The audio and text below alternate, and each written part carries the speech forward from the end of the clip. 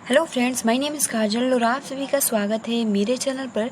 और आज के इस वीडियो में हम डिस्कस करने वाले हैं यूपीडीएलएड फर्स्ट सेमेस्टर सब्जेक्ट साइंस का मॉक टेस्ट। ठीक है, और इस क्लास की जो टाइमिंग होती है वो रात के 10 बजे होती है और डेली हर एक सब्जेक्ट का मॉक टेस्ट होता है। ठीक है, तो फ्रेंड बताइए, पहला आपका क्वेश्चन है कि उससे पहले वीडियो को लाइक कर दीजिए और अपने फ्रेंड्स मित्रों को शेयर कर दीजिए।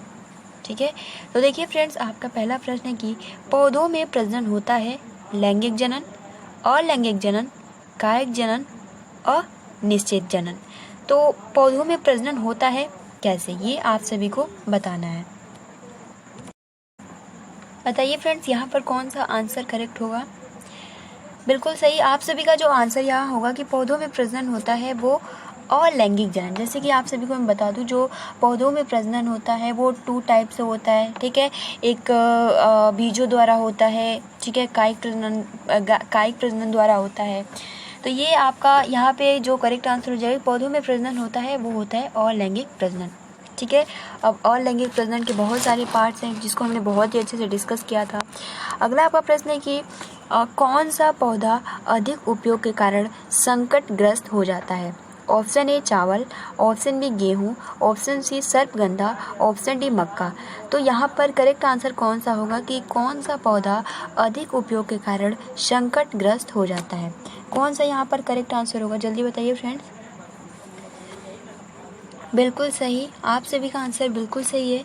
यहाँ पर हो जाएगा आंसर की सर्पगंधा, यानी जो सर्पगंधा पौधा है वो अधिक उपयोग के कारण संकटग्रस्त हो जाता है। ठीक है, अगला आपका प्रश्न है कि जीवधारियों के नामकरण की द्विनाम पद्धति के जनक थे। Option A Linnaeus, option B Darwin, option C Robert Hooke, option D Louis Pasteur. तो यहाँ पर राइट आंसर कौन सा होगा कि जीवधारियों के नामकरण की द्विनाम पद्धति के जनक कौन है। जल्दी बताइए फ्रेंड्स, यहाँ पर करेक्ट आंसर कौन सा होगा। बिल्कुल सही, आप सभी का आंसर बिल्कुल सही है। यहाँ पर हो जाएगा लिनियस। अगला आपका प्रश्न है कि निम्नलिखित में कौन सा पौधा वायुमंडल के नाइट्रोजन का स्थिरीकरण नहीं कर सकता है। ऑप्शन ए सेम, ऑप्शन बी मटर, ऑप्शन सी चना, ऑप्शन डी गेहूं। तो निम्नलिखित में से कौन सा पौधा है जो वायुमंडल के नाइट्रोजन का स्थिरीकरण नहीं कर सकता है। कौन सा यहाँ पर करेक्ट आंसर होगा। तो देखिए फ्रेंड्स, यहाँ पर आपका जो राइट आंसर हो जाएगा वो हो जाएगा गेहूं। ठीक है, गेहूं ऐसा पौधा है जो वायुमंडल के नाइट्रोजन का स्थिरीकरण नहीं कर सकता है। अगला आपका प्रश्न है कि निम्नलिखित में से कौन से पौधे वायु के नाइट्रोजन को नाइट्रेस में बदल देते हैं। ऑप्शन ए कवक, ऑप्शन बी विशिष्ट प्रकार के जीवाणु, ऑप्शन सी सभी प्रकार के शैवाल, ऑप्शन डी विषाणु। तो निम्नलिखित में से कौन से पौधे वायु के नाइट्रोजन को नाइट्रेस में बदल देते हैं। यहाँ पर कौन सा करेक्ट आंसर हो जाएगा, बताइए फ्रेंड्स। वो कौन सा पौधा है जो नाइट्रोजन को नाइट्रेस में बदल देता है, बताइए यहाँ पर कौन सा राइट आंसर होगा। तो देखिए फ्रेंड्स, यहाँ पर आप सभी का आंसर जो होगा वो हो जाएगा क्वेश्चन नंबर 2 का ऑप्शन नंबर बी, विशिष्ट प्रकार के विषाणु। जो विशिष्ट प्रकार के विषाणु होते हैं वो वायु की नाइट्रोजन को नाइट्रेस में बदल देते हैं। अगला आपका प्रश्न है कि खाद्य श्रृंखला में प्रथम है। ऑप्शन ए शाकाहारी जंतु, ऑप्शन बी हरे पौधे, ऑप्शन सी कीटभक्षी पौधे, ऑप्शन डी मांसाहारी जंतु। तो यहाँ पर करेक्ट आंसर कौन सा होगा। खाद्य श्रृंखला में प्रथम है तो क्या है। तो देखिए फ्रेंड्स, यहाँ पर जो आपका करेक्ट आंसर हो जाएगा वो हो जाएगा हरे पौधे, यानी खाद्य श्रृंखला में प्रथम है वो है हरे पौधे। अगला आपका प्रश्न है कि जीवधारियों का समूह जो प्रकृति में परस्पर संकरण द्वारा संतान उत्पन्न करता है उसे कहते हैं समष्टि, जाति, जैव समुदाय, जीव। तो बताइए फ्रेंड्स, यहाँ पर करेक्ट आंसर कौन सा होगा कि जीवधारियों का समूह जो प्रकृति में परस्पर संकरण द्वारा संतान उत्पन्न करता है उसे क्या कहते हैं। बिल्कुल सही, यहाँ पर हो जाएगा जाति। ठीक है, ऑप्शन नंबर बी यहाँ पर करेक्ट हो जाएगा क्वेश्चन नंबर 4 का। अगला आपका प्रश्न है कि जीव द्रव्य होता है सामान्य द्रव में, एक विलयन में, एक क्लोराइडल घोल में, एक आयनिक घोल में।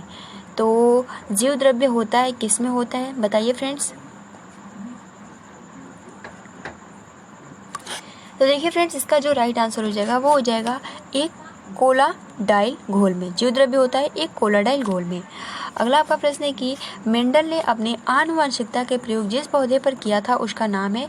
ऑप्शन ए गुड़हल, ऑप्शन बी गेंदा, ऑप्शन सी गुलाब, ऑप्शन डी मटर। तो मेंडल ने अपने आनुवंशिकता के प्रयोग जिस पौधे पर किया था उसका नाम क्या है? कौन सा यहाँ पर करेक्ट आंसर होगा, जो कि बहुत ही महत्वपूर्ण है। बिल्कुल सही, आप सभी का आंसर बिल्कुल सही है।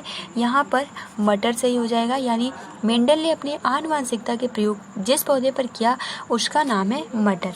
अगला आपका प्रश्न है कि पादप कोशिका की पहचान है। ऑप्शन ए जीवद्रव्य कला, ऑप्शन बी कोशिका भित्ति, option C mitochondria, option D centrosome.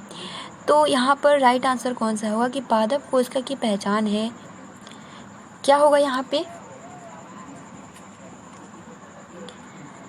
तो देखिए फ्रेंड्स, यहाँ पर हो जाएगा कि पादप कोशिका में कोशिका भित्ति पाई जाती है। तो यहाँ पर ऑप्शन नंबर बी करेक्ट हो जाएगा। अगला आपका प्रश्न है कि स्वतः जनन 18 नंबर प्रश्न है कि स्वतः जनन सिद्धांत का प्रतिपादन करने वाले वैज्ञानिक नाम है van Helmont, option B Louis Pasteur, option C Lamarck, option D Oparin. तो यहाँ पर करेक्ट आंसर कौन सा होगा?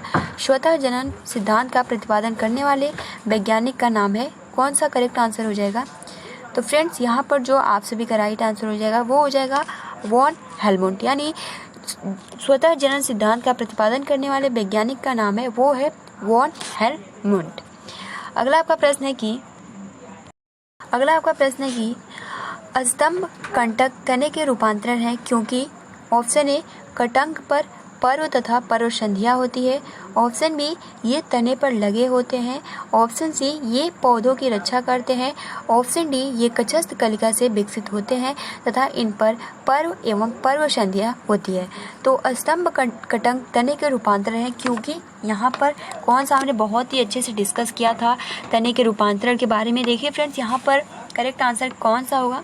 तो देखिए फ्रेंड्स, यहाँ पर जो आपका राइट आंसर हो जाएगा वो हो जाएगा डी, ठीक है, यानी ये कक्षस्थ कलिका से विकसित होते हैं और तथा इन पर पर्व एवं पर्वसंधियाँ होती हैं। हमने बहुत ही क्योंकि स्तंभ आप सभी को पता है तने को ही कहा जाता है, ठीक है, और पर्व किसे कहते हैं, पर्वसंधियाँ किसे कहते हैं? तो दो पर्वसंधियों के बीच की दूरी को हम पर्व कहते हैं और जो गांठ होता है उसको हम पर्वसंधियाँ कहते हैं। अगला आपका प्रश्न है कि अंगूर में प्रतान रूपांतरण है। ऑप्शन ए तने का, ऑप्शन बी पत्ती का, ऑप्शन सी अनुपत्र का, ऑप्शन डी पुष्प अक्ष का। तो अंगूर में प्रतान रूपांतर है, यहाँ पर राइट आंसर कौन सा हो जाएगा बताइए फ्रेंड्स? तो देखिए फ्रेंड्स, इसका जो आंसर हो जाएगा 20 नंबर का जो 20 क्वेश्चन का आंसर हो जाएगा वो हो जाएगा ऑप्शन ए, अंगूर में प्रतान रूपांतर है वो है तने का, ठीक है। अगला आपका प्रश्न है कि गेहूं की जड़ में संवहन पुल किस प्रकार के होते हैं? ऑप्शन ए एक घेरे में अरिय तथा बाह्य आदि द्वारुक, ऑप्शन बी एक घेरे में संयुक्त तथा अंतः आदि द्वारुक, ऑप्शन सी मज्जा में अव्यवस्थित फैले तथा बाह्य आदि द्वारुक, ऑप्शन डी एक घेरे में आर्य तथा अंतः आदि द्वारुक। तो यहाँ पे प्रश्न पूछ रहा है कि गेहूं की जड़ में, ठीक है, जो गेहूं का जड़ होता है उस जड़ में संवहन पुल किस प्रकार के होते हैं? तो देखिए फ्रेंड्स, यहाँ पर आप सभी का जो राइट आंसर हो जाएगा वो हो जाएगा कि जो यहाँ पर होगा कि गेहूं की जड़ में संवहन पुल जो होता है वो एक घेरे में आर्य तथा बाह्य आदि द्वारक होता है, ठीक है। अगला आपका प्रश्न है कि तना प्रतान का उदाहरण है मटर, स्माइलेक्स, जंगली मटर, अंगूर। तो तना प्रतान का उदाहरण है, जल्दी बताइए फ्रेंड्स, अभी जस्ट हमने डिस्कस किया, क्या यहाँ पर करेक्ट आंसर होगा? तो देखिए फ्रेंड्स, तना प्रतान का उदाहरण है वो हो जाएगा अंगूर, ठीक है, अंगूर यहाँ पे डी करेक्ट हो जाएगा। अगला आपका प्रश्न है कि एक बीजपत्री जड़ों में संवहन बंडलों की संख्या होती है। Option A 4, option B 2, option C 8, option D 2 या 4। तो एक बीजपत्री जड़ों में संवहन बंडलों की संख्या होती है वो कितनी होती है? जल्दी बताइए फ्रेंड्स, क्या होगा यहाँ पे राइट आंसर? तो देखिए फ्रेंड्स, यहाँ पर जो राइट आंसर हो जाएगा यानी एक बीजपत्री जड़ों में संवहन बंडलों की संख्या होती है वो होती है 8, ठीक है। अगला आपका प्रश्न है कि तो देखिए फ्रेंड्स, अगला आपका प्रश्न है कि पेड़ किस प्रकार के जल को अवशोषित करते हैं? ऑप्शन ए आर्द्र जल, ऑप्शन बी गुरुत्वीय जल, ऑप्शन सी बांधित जल, ऑप्शन डी कोशिका जल। तो यहाँ पर करेक्ट आंसर कौन सा होगा? पेड़ किस प्रकार के जल को अवशोषित करते हैं? क्या आर्द्र जल होगा, या फिर गुरुत्वीय जल होगा, या फिर बंधित जल होगा, या फिर कोशिका जल होगा? क्या यहाँ पर करेक्ट आंसर होगा? तो देखिए फ्रेंड्स, इसका जो राइट आंसर हो जाएगा, आप सभी का आंसर बिल्कुल सही है। 24 का आंसर हो जाएगा ऑप्शन नंबर डी, यानी पेड़ जो होता है वो कोशिका जल को अवशोषित करता है। अगला आपका प्रश्न है कि जड़ों द्वारा अवशोषित जल पत्तियों तक पहुंचता है फ्लोएम द्वारा, एधा द्वारा, जाइलम द्वारा, ब्लूकोट द्वारा। तो यहाँ पर करेक्ट आंसर कौन सा होगा? तो देखिए फ्रेंड, जो जड़ों द्वारा अवशोषित जल पत्तियों तक पहुंचता है वो पहुंचता है ऑप्शन नंबर सी, जाइलम द्वारा। ठीक है, यहाँ पर आपका सी 25 का सी करेक्ट हो जाएगा। अगला आपका प्रश्न है कि मैनग्रोव पौधों की जड़ें वातावरण में ऑक्सीजन किसकी सहायता से प्राप्त करती है? ऑप्शन ए वेलामेन उत्तक द्वारा, ऑप्शन बी न्यूमेटोकोर द्वारा, ऑप्शन सी वात रंध्र द्वारा, ऑप्शन डी आपका यहाँ पर हो जाएगा चुशकांक द्वारा। तो यहाँ पर करेक्ट आंसर कौन सा होगा? बताइए फ्रेंड्स कि मैनग्रोव पौधों की जड़ें वातावरण में ऑक्सीजन किसकी सहायता से प्राप्त करती है? तो देखिए फ्रेंड्स, आप सभी का जो यहाँ 26 का आंसर हो जाएगा वो हो जाएगा न्यूमेटोकोर द्वारा। ठीक है, अगला आपका प्रश्न है कि सबसे अधिक जल अवशोषण की क्रिया होती है? ऑप्शन ए जल के शीर्ष पर, ऑप्शन बी मूल रोम प्रदेश में, ऑप्शन सी पुरातन प्रदेश में, ऑप्शन डी दीर्घ प्रदेश में। तो सबसे अधिक जल अवशोषण की क्रिया होती है कहाँ होती है? तो मूल रोम प्रदेश में। अगला आपका प्रश्न है कि द्विबीजपत्री जड़ में संवहन मंडल होते हैं? ऑप्शन ए अरीय और एक्जॉर्क, ऑप्शन बी अरीय और एंडोर्क, ऑप्शन सी संयुक्त बंद कोलेट्रल, ऑप्शन डी संयुक्त खुले वाइट लेटलर। तो यहाँ पर राइट आंसर, तो यहाँ पर जो आपका राइट आंसर हो जाएगा वो हो जाएगा ऑप्शन नंबर बी, यानी द्विबीजपत्री जड़ में संवहन मंडल होते हैं अरीय और एंडोर्क। ठीक है, आपका प्रश्न है कि मूसला जड़ पाई जाती है? ऑप्शन ए मक्का में, ऑप्शन बी सरसों में, ऑप्शन सी धान में, ऑप्शन डी गन्ना में। तो मूसला जड़ पाई जाती है किस में पाई जाती है? बताइए फ्रेंड्स, क्या मक्का में पाई जाती है, या फिर सरसों में, या फिर धान में, या फिर गन्ना में? बताइए फ्रेंड्स, यहाँ पर कौन सा करेक्ट आंसर होगा? तो फ्रेंड्स, यहाँ पर आप सभी का आंसर जो हो जाएगा बिल्कुल सही है, सरसों में मूसला जड़ पाई जाती है। अगला आपका प्रश्न है कि बरगद में पौधों की शाखाओं से लटकने वाली जड़ें होती हैं? ऑप्शन ए अस्तंभ जड़ें, ऑप्शन बी आरोही जड़ें, ऑप्शन सी आर्द्रता ग्राही जड़ें, ऑप्शन डी स्तंभ जड़ें। तो बरगद में पौधों की शाखाओं से लटकने वाली जड़ें होती हैं। तो यहाँ पर आपका करेक्ट आंसर क्या होगा? बरगद से रिलेटेड है, तो बहुत ही आसानी के साथ आप बता सकते हो। बिल्कुल सही, आप सभी का आंसर हो जाएगा क्वेश्चन नंबर 13 का डी, स्तंभ जड़ें। अगला आपका प्रश्न है कि सरसों के पौधों में पाया जाने वाला पुष्प क्रम है? ऑप्शन ए सीमाक्ष, ऑप्शन बी असीमाक्ष, ऑप्शन सी मुंडक, ऑप्शन डी शुकी। तो सरसों के पौधों में पाए जाने वाला पुष्प क्रम है, तो क्या है? जल्दी बताइए फ्रेंड्स। तो देखिए फ्रेंड्स, इसका जो आंसर हो जाएगा, आप सभी का आंसर बिल्कुल सही है। यहाँ पर जो हो जाएगा वो हो जाएगा डी, यानी सरसों के पौधों में पाए जाने वाला पुष्प क्रम है वो है शुकी, यानी यहाँ पर डी आंसर हो जाएगा। अगला आपका 32 प्रश्न है कि सरसों का पौधा है? ऑप्शन ए झाड़ी, ऑप्शन बी वृक्ष, ऑप्शन सी सुकाय, ऑप्शन डी शाख। तो यहाँ पर करेक्ट आंसर कौन सा होगा कि सरसों का पौधा है, क्या झाड़ी है, या वृक्ष है, या फिर सुकाय है, या फिर शाख है? क्या यहाँ पर राइट आंसर होगा? तो फ्रेंड्स, आप सभी का आंसर बिल्कुल सही है, यहाँ पर हो जाएगा आप सभी का शाख। ठीक है, डी, यानी सरसों का पौधा है शाख। अगला आपका प्रश्न है कि दूब घास पौधा है विसर्पी, अनुसर्पी, आरोही, बलरी। तो दूब घास पौधा क्या है? ऑप्शन 4 है, बताइए फ्रेंड्स क्या होगा यहाँ पे? क्या विसर्पी है, या अनुसर्पी है, या फिर आरोही है, या फिर बलरी है? बहुत बढ़िया, आप सभी का आंसर बिल्कुल सही है, यहाँ पर हो जाएगा दूब घास पौधा है वो है विसर्पी। अगला आपका प्रश्न है कि कीट भक्षी पौधे का उदाहरण है नागफनी, हाइड्रिला, डोसरा, कुकुरमुत्ता, जो कि हमने बहुत ही अच्छे से डिस्कस भी किया था। तो कीट भक्षी पौधे का उदाहरण क्या है, वो हो जाएगा आप सभी का आंसर जो हो जाएगा 34 का आंसर हो जाएगा सी, यानी कीट भक्षी पौधे का उदाहरण है ड्रोसरा। अगला आपका प्रश्न है कि निम्नलिखित में से बहुवर्षीय पौधा है। ऑप्शन ए सूर्यमुखी, ऑप्शन बी सलजम, ऑप्शन बी सलजम, ऑप्शन सी आलू, ऑप्शन डी दूब घास। तो बहुवर्षीय पौधा कौन सा है? तो फ्रेंड्स आप सभी का आंसर बिल्कुल सही है, यहाँ पर हो जाएगा दूब घास। ठीक है, बहुवर्षीय पौधा है दूब घास। अगला आपका प्रश्न है कि पत्तियों में भोज्य पदार्थों को हस्तांतरित करने वाला उत्तक है। Option A xylem, option B मृदुतक, ऑप्शन सी दृढ़ोतक, ऑप्शन डी फलोयम। तो पत्तियों से भोज्य पदार्थों को हस्तांतरित करने वाले उत्तक है, कौन सा यहाँ पर करेक्ट आंसर होगा बताइए फ्रेंड्स। तो देखिए फ्रेंड्स आप सभी का आंसर बिल्कुल सही है, पत्तियों से भोज्य पदार्थों को हस्तांतरित करने वाला उत्तक है वो है फ्लोयम। ठीक है, यहाँ पर डी करेक्ट हो जाएगा। अगला आपका प्रश्न है कि 37 की कौन सा बीज एक बीजपत्री है। ऑप्शन ए चना, ऑप्शन बी मटर, ऑप्शन सी सरसों, ऑप्शन डी मक्का। यानी कौन सा बीज जो है वो एक बीजपत्री है, क्या यहाँ पर करेक्ट आंसर होगा बताइए फ्रेंड्स। तो देखिए फ्रेंड्स आपका सरसों, चना, मटर ये नहीं होता है, जो एक बीजपत्री होता है वो होता है मक्का।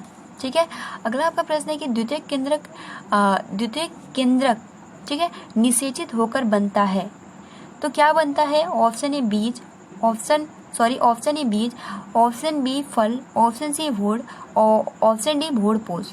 तो द्वितीयक केंद्रक निषेचित होकर क्या बनाता है, क्या बीज बनाता है या फिर फल बनाता है या फिर भोड़ बनाता है या फिर भोड़पोष बनाता है। तो यहाँ पर करेक्ट आंसर कौन सा होगा बताइए फ्रेंड्स। तो देखिए फ्रेंड्स यहाँ पर हो जाएगा कि द्वितीयक केंद्रक निषेचित होकर भोड़पोष बनाता है। ऑप्शन नंबर डी 38 का ऑप्शन नंबर डी करेक्ट हो जाएगा। अगला आपका प्रश्न है कि फूल वाले पौधे में द्विनिषेचन की क्रिया होती है। ऑप्शन ए मूल में, ऑप्शन बी फल में, ऑप्शन सी बीजांड में, ऑप्शन डी जायांग में। तो फूल वाले पौधे में द्विनिषेचन की क्रिया होती है, वो किस में होती है, क्या मूल में होती है, फल में होती है, बीजांड में होती है या फिर जायांग में होती है, क्या यहाँ पर करेक्ट आंसर होगा। देखिए फ्रेंड्स इसका जो हो जाएगा वो हो जाएगा 100, यानी फूल वाले पौधे में द्विनिषेचन की क्रिया होती है वो होती है बीजांड में। मक्का के पौधे में परागण होता है कीट द्वारा, जल द्वारा, वायु द्वारा, कृत्रिम रीति से। तो देखिए फ्रेंड्स मक्का के पौधे में परागण होता है वो होता है वायु द्वारा। ठीक है, ये मतलब वैसे तो मक्का कृत्रिम यानी उसका फसल भी लगाया जाता है, लेकिन अगर प्राकृतिक रूप से बोले तो यहाँ पे हो जाएगा कि वायु द्वारा हो जाता है मक्के के पौधे का परागण। ठीक है, अब देखिए अगला आपका प्रश्न है कि किस पौधे के पुष्प विश्व में सबसे बड़े होते हैं। ऑप्शन ए गुड़हल, ऑप्शन बी रेफ्लिशिया, ऑप्शन सी केली, ऑप्शन डी ओल्किया। तो किस पौधे के पुष्प विश्व में सबसे बड़े होते हैं, क्या यहाँ पर करेक्ट आंसर होगा बताइए फ्रेंड्स। तो देखिए फ्रेंड्स यहाँ पर जो हो जाएगा कि जो आपका रेफ्लिशिया पौधा है वो रेफ्लिशिया पौधे के पुष्प विश्व में सबसे बड़े होते हैं। ठीक है, सबसे महत्वपूर्ण ये प्रश्न है कि जो रेफ्लिशिया पौधा है जो इसका पुष्प होता है विश्व में सबसे बड़ा होता है। अगला आपका प्रश्न है कि नल के नीचे रखी बाल्टी को पानी से पूरा भरने में लगा समय किस घड़ी से ज्ञात करते हैं। ऑप्शन ए कलाई घड़ी से, ऑप्शन बी टेबल घड़ी से, ऑप्शन सी दीवार घड़ी से, ऑप्शन डी विराम घड़ी से। तो नल के नीचे रखी बाल्टी को पानी से पूरा भरने में लगा समय किस घड़ी से ज्ञात करते हैं। तो बिल्कुल सही, आप सभी का आंसर बिल्कुल सही है, यहाँ पर हो जाएगा कलाई घड़ी से। ठीक है, अगला आपका प्रश्न है कि दो आवेशों के बीच कार्य करने वाला बल है। ऑप्शन ए गुरुत्व बल, ऑप्शन बी पेशीय बल, ऑप्शन सी घर्षण बल और ऑप्शन डी विद्युत बल।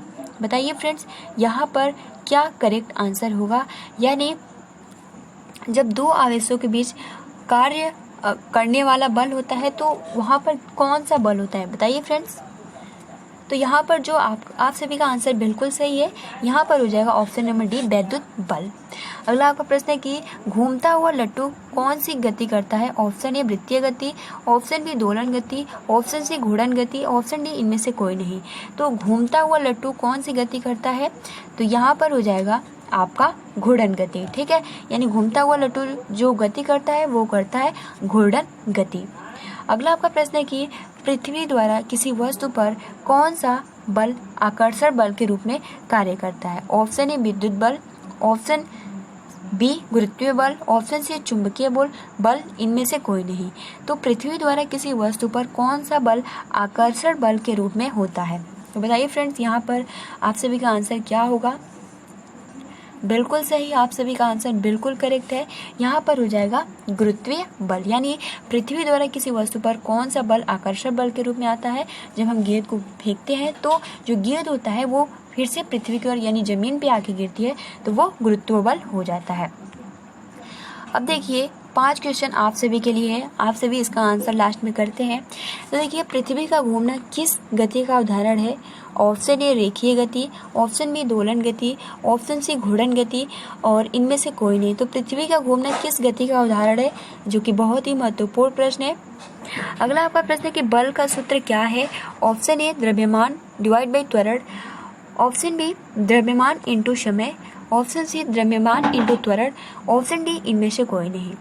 अगला आपका प्रश्न है कि सीजीएस पद्धति के अनुसार बल का मात्रक क्या है? Option A dyne, option B kilogram, option C newton, option D इनमें से कोई नहीं। उसके बाद 49 आपका प्रश्न है कि निम्नलिखित में से कौन सी घटना गुरुत्व बल का उदाहरण नहीं है? ऑप्शन ए पेड़ से पत्तों का गिरना, ऑप्शन बी समतल पर गाड़ी को ढकेलना, ऑप्शन सी उछाले गए बॉल का धरती पर गिरना, ऑप्शन डी पहाड़ी से पत्थर का टूटकर नीचे गिरना। क्या यहाँ पर करेक्ट होगा? आप लोग का आंसर करना है। अगला लास्ट प्रश्न है कि निम्नलिखित में से कौन सा पेशीय बल का उदाहरण नहीं है? ऑप्शन ए कूली द्वारा हाथ, ठेला द्वारा बोझा का ढोना, ऑप्शन बी सेब का पेड़ से गिरना पेशीय बल का उदाहरण नहीं, ये बताना है। ठीक है, ऑप्शन सी बच्चे द्वारा साइकिल चलाना, और ऑप्शन डी एक व्यक्ति द्वारा कुएं से पानी खींचना। तो ये 5 प्रश्न आप सभी के लिए, इसका आंसर आपको कमेंट्स बॉक्स में करना है।